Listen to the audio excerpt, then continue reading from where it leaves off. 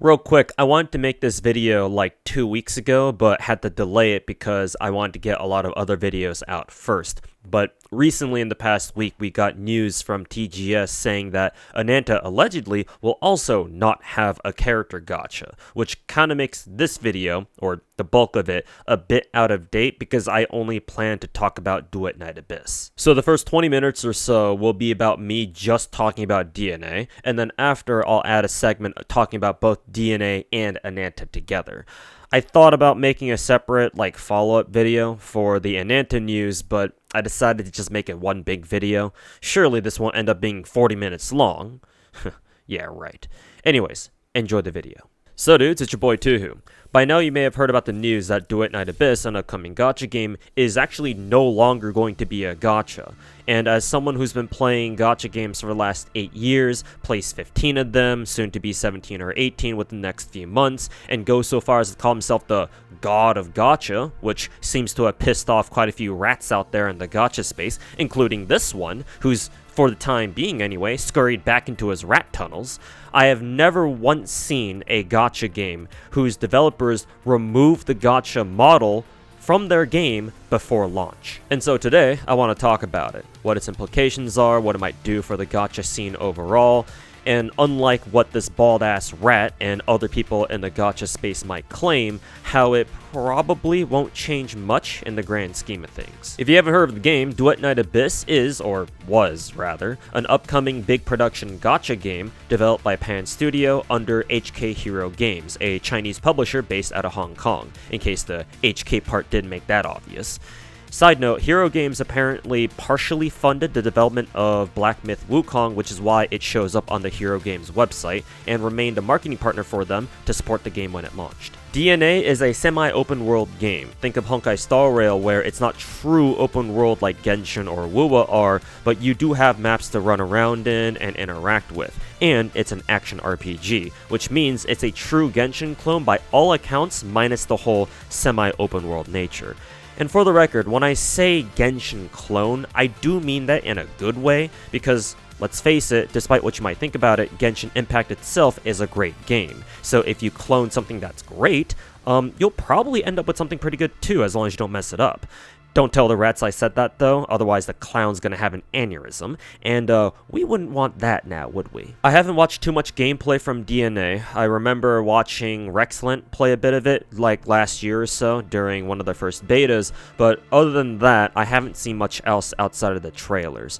But interestingly, playable characters, at least some of them, appear to have firearms as weapons, and the third-person camera angle that you go into when they start shooting reminded me instantly of Warframe, though the camera doesn't go in as deep. So in other words, this is just Chinese Warframe that's been manufactured in a Temu warehouse to cosplay as a Genshin clone.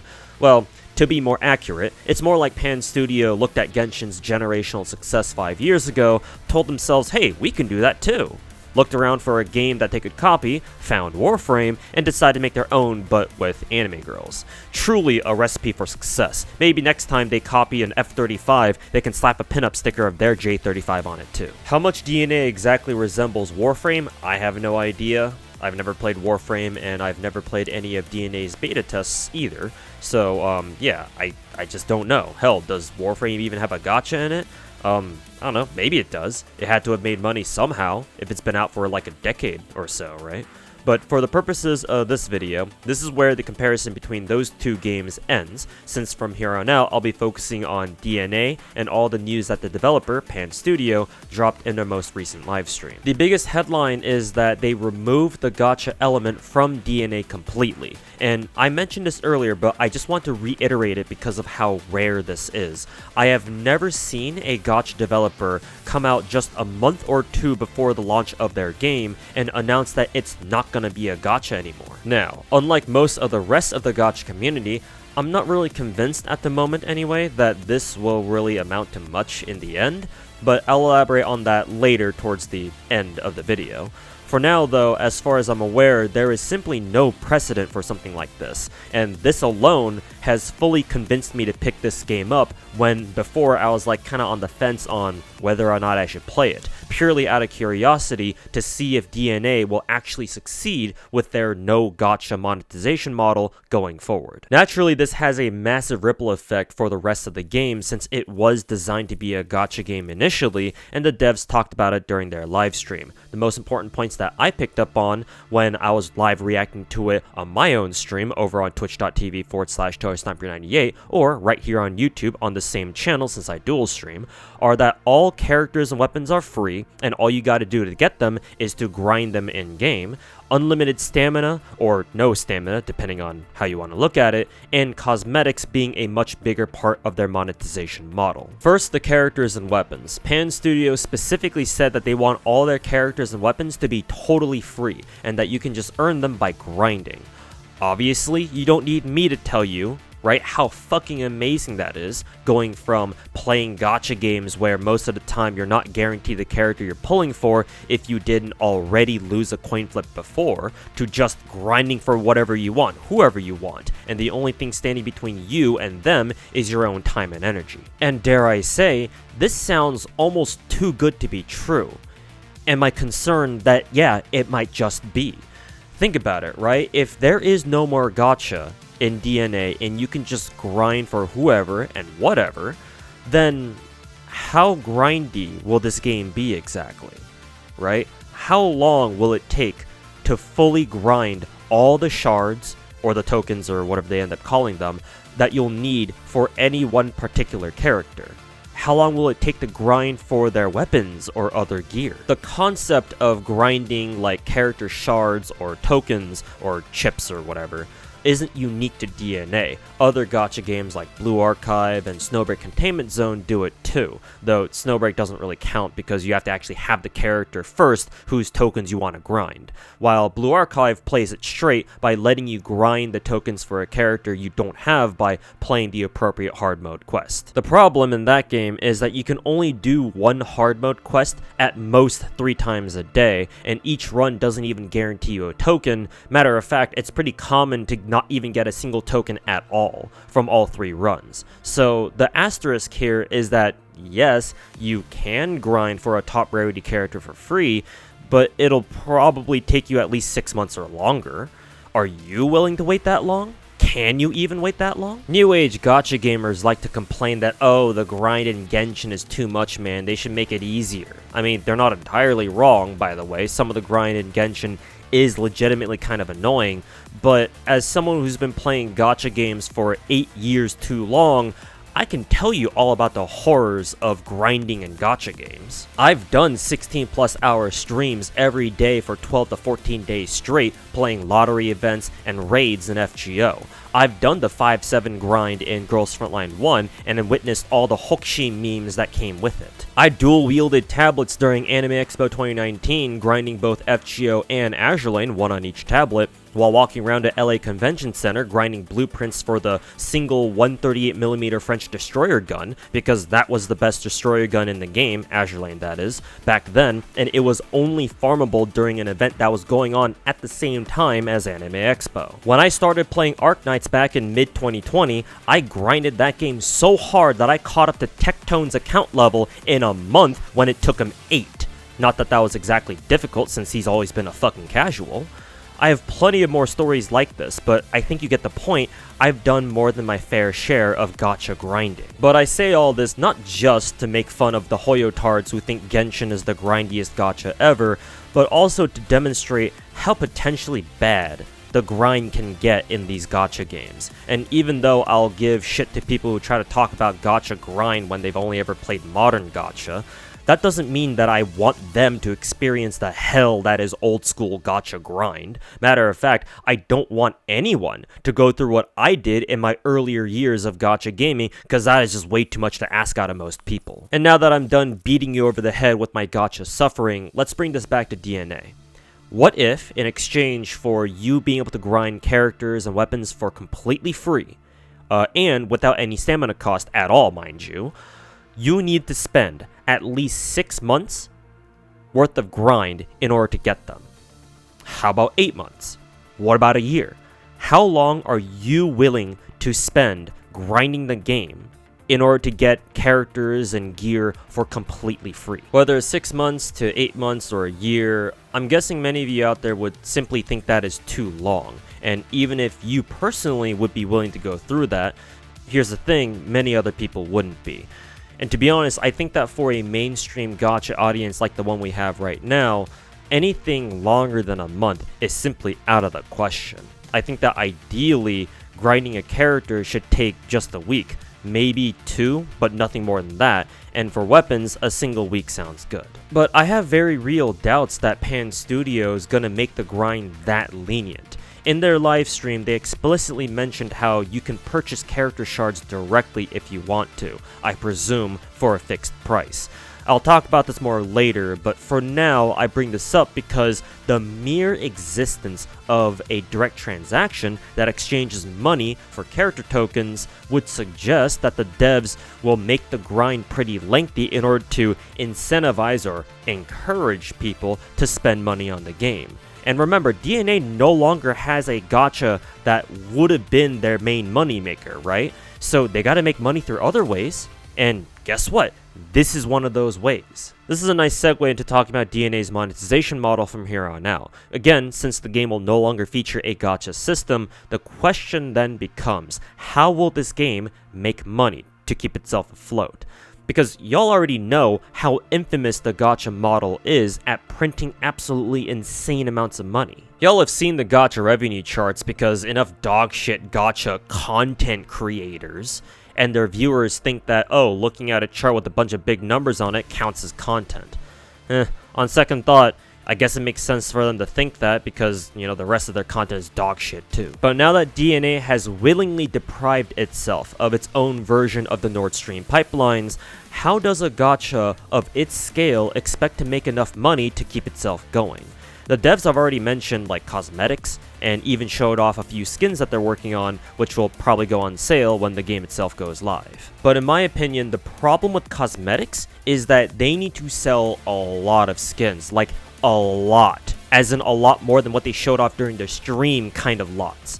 A gacha game that I play whose monetization model also heavily revolves around skins and cosmetics is Azure Lane, which is a game I've mentioned before. Because obtaining characters in Azure Lane is relatively easy if you've been playing for a decent amount of time, to the point where it's physically possible to never spend a single cent for the sake of obtaining new characters in that game, Azure Lane has to make money in other ways. So they sell an insane number of skins on a regular basis, anywhere from like 5 to 8 different separate skins during major events, and hell, even a few during minor events too, because why not? You can even marry your own characters, any number of them too, so the game sells you marriage rings for you to use among other items like inventory expansions, battle pass and monthly pass, and even cosmetic UI overhauls and redesigns. On top of all that, the game sells a ton of external merchandise like official figures, wall scrolls, posters, acrylic stands, computer peripherals, and even official ASMR soundtracks. I'm not trying to suggest that, oh, DNA will like crash and burn if it doesn't start selling like hella merch or something, but if selling cosmetics is one of the main ways that the developers plan to make money with DNA, I'm not really seeing a lot of it, or at least not enough of it, at least in my opinion. Azure Lane is a 2D gacha game that's been around for like the past 7 or 8 years. DNA is a big production Genshin clone that isn't even out yet. These Genshin clones, like DNA, all required a ton of money in upfront initial development costs. Like for example, Dawei allegedly said that it cost MiHoYo 100 mil to develop Genshin, and Wuwa felt like it was launched at least 6 months earlier than it shoulda, because probably Kuro realized that they needed to start making some dosh now, since they need to start paying off their loans as soon as possible. So unless there is an uber rich Saudi oil company out there that's like secretly backing Pan Studio or something, hey, I mean the Saudis did buy out SNK, so it's more likely than you think. And assuming that they don't have a ton more skins that they're working on right now that they plan to put on sale when the game launches, I can't help but suspect that they want people to buy characters directly, or their dupes for that matter, to help bolster their revenue numbers, right? Which means that it's in their best interest to make the free-to-play grind for characters and weapons artificially long. I certainly do not hope that is the case. Like, I pray to God that I am wrong about this, and that maybe the devs have a lot more cosmetic stuff in the back that they're working on for the launch of the game, or for later, that they can sell for some extra cash, so that way the free-to-play grind for characters and gear can stay reasonable. But I guess in a month and a half, we'll see for sure. So why did they get rid of the gacha to begin with? Like, is it because they're trying to look out for their players to provide the best experience possible for their players like they claim?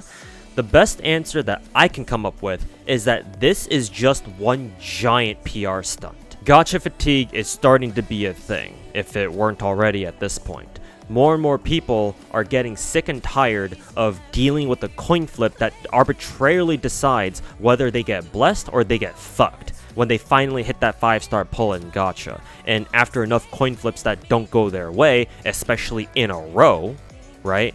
That's enough to get some of them to quit playing gacha forever. Not only that, but we're also in this transitional period in the gacha space right now, where Genshin is still the biggest gacha game out there, and obviously WoW is trying to compete, but we are on the cusp of seeing a lot more Genshin clones start coming out one after the other over the next year or so. Games like Arknight's Enfield, if they'll ever announce a fucking release date for that thing, NTE, Ananta, Azure Permilia, Silver Palace, among others. So Pan Studio removing the gacha from DNA feels to me like they want to get the jump on the competition now. They know it's headed their way, they're aware of what they very well may have to deal with, so they want to try to differentiate themselves as much as they can now by letting the world know that, hey, we don't have gacha for you to deal with, come play our game instead. And to their credit, this is a genius marketing tactic and a solid monetization gambit if it works out. Big emphasis on if. A gacha game that doesn't have gacha will be very refreshing to the current gacha scene. Hell, this is exactly what a lot of the early Genshin players back in 2020 thought that Genshin itself was supposed to be. And to me, the best part about all this is that Duet Night Abyss was supposed to be a gacha game. And yet, 2 months before its release, the devs basically do a 180 and go all like, psych, no more gacha. The sheer whiplash of that, combined with the fact that something like this has never been done before, at least not to my knowledge, provides for a sense of hype that no other gacha before it has been able to put to use. But that's why I think that ultimately, this is just one big PR stunt. While DNA did have several closed betas before, I never got the impression that there was like a ton of hype surrounding the game over the past couple of years, ever since we've known about it, at least not nearly as much as some other games like Enfield or NTE. This is just speculation, but I get the sense that Pan Studio knew this, and so they decided to come up with this PR stunt in an effort to make a bigger splash within the gacha community.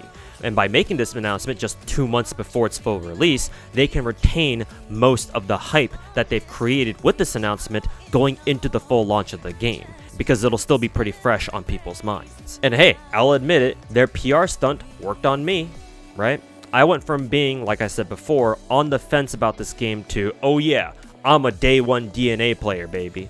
But I'll also admit that I'm not playing this game because I genuinely like it already. I mean, I've never even played the game before. Like, none of it's closed betas, so like, how can I? Hopefully, right, I'll enjoy the game, or I'll come to enjoy the game for what it is as I keep playing it.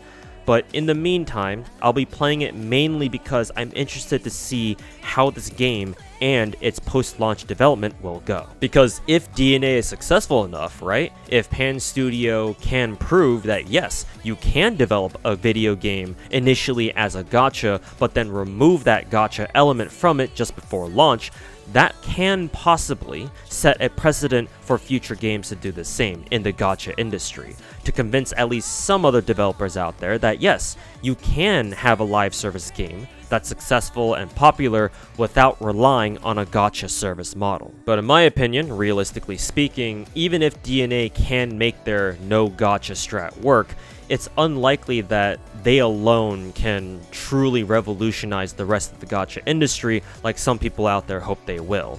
Most developers won't get rid of their gacha models for their games just because one other game decided to fight the status quo. Gacha games simply make too much money to be ignored, man. And given that many developers out there have bigger publishers and corpos to answer to who want their investment money back eventually, the gacha monetization model, unfortunately, is here to stay. I'm not saying that DNA can't pioneer an alternative path for future gacha games. I actually hope it will. But I am saying that it's most likely not going to be like a massive industry-shaking event horizon that a lot of videos out there in the gacha space on YouTube say it is.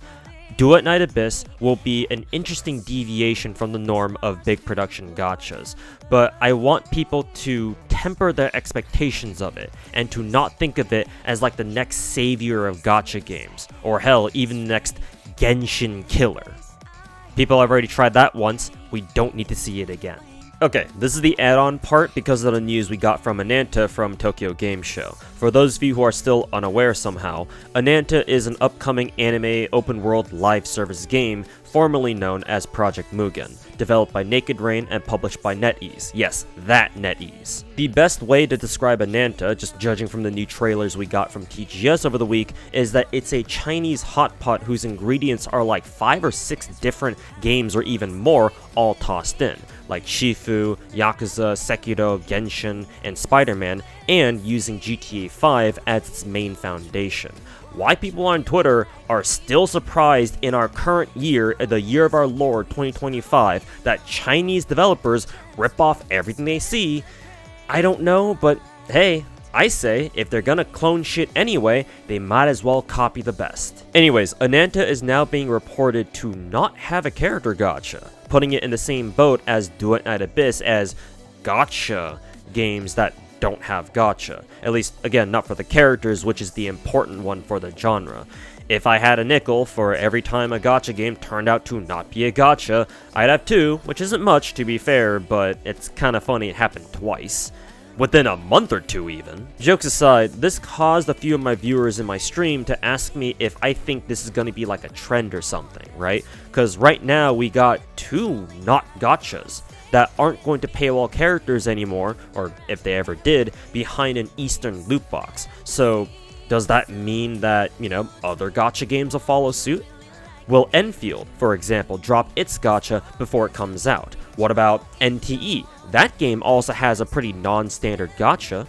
Surely, this has gotta mean something for the future of gacha games, right? My answer is no, not yet. It is a strange coincidence that we just got news about 2 separate, totally different upcoming gacha games, or at least Chinese anime-style live service games that we thought were going to be gachas, did a 180 and purged themselves of gacha like Leon purging the parasites from himself and Ashley, within like 2 months of each other too, no less. But right now, with what little I know about both games, I consider DNA's and Ananta's situations to be very different. As I spent the last 20 minutes or so already discussing this, DNA feels like a smaller game that didn't have enough hype going into its release, and so its developers decided to pull the trigger on removing their gacha, right? As one big giant marketing tactic to differentiate themselves from the rest of their competition.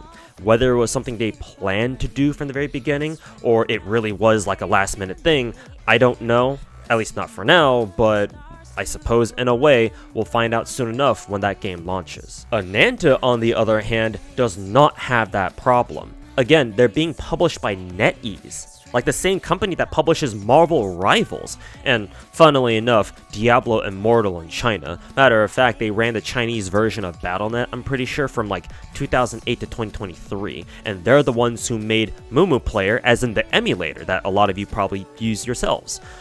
They are a huge company, like one of the Chinese mega corpos, like Tencent and Alibaba. Ananta does not need to worry about money or hype or social media promotion with a company like NetEase backing it. I don't know if DNA has a booth at TGS right now or not, but Ananta sure does. I mean, hell, just look at the gameplay for both those games. I don't think you need me to tell you which one of these games has a bigger budget. I'm more inclined to believe that Ananta's the one that never planned to have a gacha to begin with, like from the very beginning. At least not for the characters. And hey, looking back on all of Ananta's promotional material over the past year or so, I don't ever recall them ever saying that their game had gacha, unlike DNA, whose beta tests definitely did have gacha. In other words, I don't think Ananta doesn't have a gacha because they're trying to chase a trend or anything like that, because they don't have a reason to. Right? They could have easily been a gacha game like I was expecting. Hell, if I had to guess, I would imagine that they were the ones who were planning to be the trendsetter in the whole like gacha not gacha thing. I wouldn't even be surprised if the DNA devs somehow managed to find out that, oh yeah, Ananta was planning to do this at TGS, and they were like, hey, we should do that before they do, so that way people think that we're the trendsetters. So at the moment, I don't think this is a trend. Again, at least not yet. If these two games are both successful enough in their own ways, and future gacha games decide to also ditch their own gacha models to appeal to more consumers and players, then we can call it a trend, and we can call these games from now on gacha likes. But there is one thing actually that can get me to change my mind sooner, that yeah, maybe this is a trend that's going on right now, and that's if our upcoming gacha games like Arknight's Enfield and Neverness to Everness also decide to hop on the no gacha hype train. If those two games, or other high-profile, big production gacha games that are coming out within the next year, decide to also drop their own gacha models before their own launches, then I might be like, yeah, okay, this might actually be a legit trend. But I just don't see that happening at this point. Both Enfield and NTE will most likely launch next year, Enfield in early 2026, and NTE probably late 2026, if I were to guess. So it's probably already too late for them to consider removing their gachas. And both these games have good enough hype already to where they don't have to rely on a marketing gimmick to bring more attention to their games. And it also helps that these games developers already worked on gacha games before. I mean, I know TOF is more of an MMO than a gacha, but still. So it's not like they're starting from scratch like Pan Studio is with DNA. Again, gacha games are usually developed with their gacha models in mind. Like, I'm no gacha game dev myself, I just play them, but I imagine that it's not something that you can just purge from your game and expect to not have huge consequences for the rest of it. Like, you don't go through chemo and expect to not look like Tectone on the other side of it. So DNA getting rid of their gacha system feels like something that they felt like they had to do, whether out of necessity or desperation or some other reason, like back when Snowbreak went full Gunner or faced Oblivion in the form of EOS. And I'm just not getting those vibes at all from either Enfield or NTE. But who knows what the future holds. Like, I myself am not against the trend of gacha games getting rid of their gachas. Like, if that's the path that gacha games gotta go down, then to me, hey, that's great. Because I've always said that in an ideal world, gacha games wouldn't even exist in the first place. So I would love to be wrong here, that maybe this really is the start of a brand new world for gacha, that this is the beginning of the transition that the industry will go through from gacha to gacha-like. But realistically, if this ever will be a trend, it's gonna need more time. So until then, we just gotta wait and see. And that's it from me. Like and subscribe, consider supporting me on Patreon, and stop by my streams either right here on YouTube or over on Twitch. Thanks for watching, catch you in the next one. Peace.